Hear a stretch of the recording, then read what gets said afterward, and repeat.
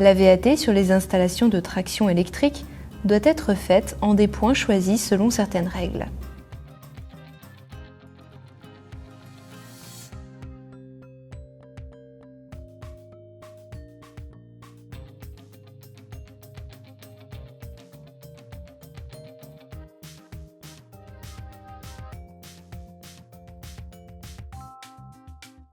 Il faut s'éloigner des bretelles, s'éloigner des angles et ne pas introduire le détecteur entre deux conducteurs.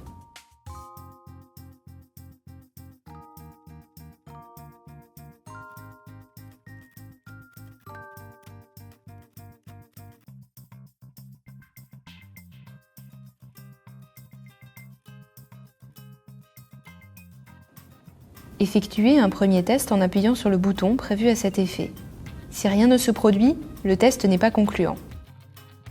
Procédez à une vérification, voire un remplacement de la pile si nécessaire. Dévissez et retirez l'électrode. Dévissez et retirez l'écrou bleu situé en tête du corps. Repoussez le corps du détecteur et retirez-le du boîtier polycarbonate.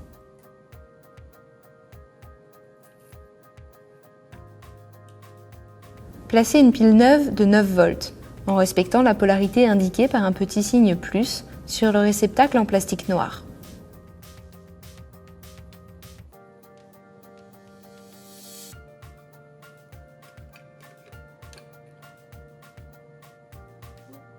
Vissez l'écrou bleu en maintenant fermement le corps dans le boîtier.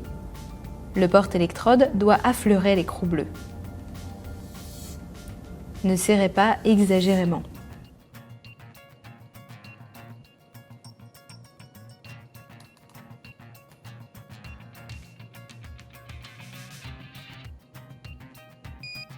Le test est concluant si les LED rouges et vertes s'allument et qu'un signal retentit.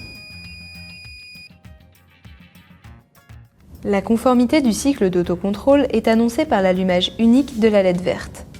Cette LED verte reste allumée pendant environ 3 minutes, indiquant le bon fonctionnement de l'appareil et l'état de veille.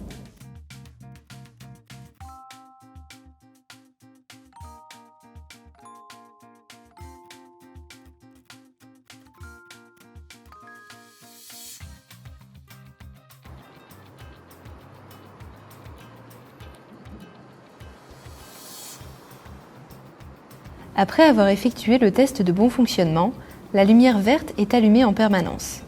L'appareil est prêt à fonctionner.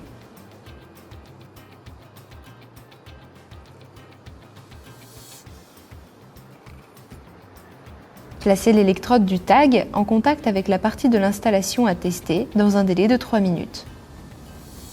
Le détecteur indique alors le statut de l'installation testée. En cas d'absence de tension, les LED vertes restent allumées.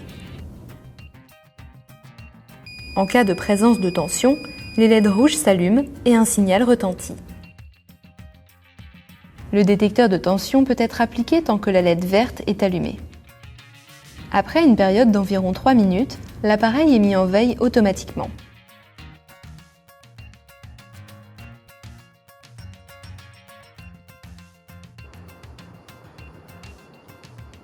Décrochez le détecteur de tension et effectuez un autre test de bon fonctionnement de l'appareil.